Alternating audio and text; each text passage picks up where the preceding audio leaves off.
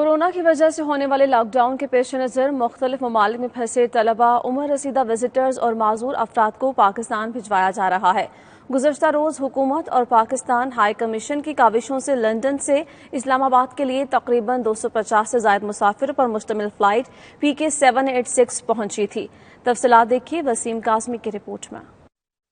London سے اسلام آباد کے لیے تقریباً 250 سے زائد مسافروں پر مشتمل PK-786 فلائٹ اسلام آباد روانہ ہو گئی۔ لندن، برمنگھم، مانچسٹر اور برطانیہ کے دیگر شہروں سے تعلق رکھنے والے مسافروں نے پاکستانی ہائی کمشنر نفیس زکریہ، نلدار Ali Abro, country manager PIA Taimur Ali Malik اور OPWC تنظیم کے عہدیداران کی کاوشوں کو لائق تحسین قرار دیتے ہوئے ان کا شکریہ ادا کیا۔ مسافروں کا کہنا تھا کہ لندن میں پاکستانی ہائی کمشنر نفیس زکریہ، OPWC فلاحی تنظیم کے چیئرمین نعیم نقشبندی اور PIA کے تیمور ملک نے مسافروں کے لیے جس جذبے اور خدمت کا مظاہرہ کیا، ہم اس مشکل وقت میں ان کے تعاون کا شکریہ ادا کرتے ہیں۔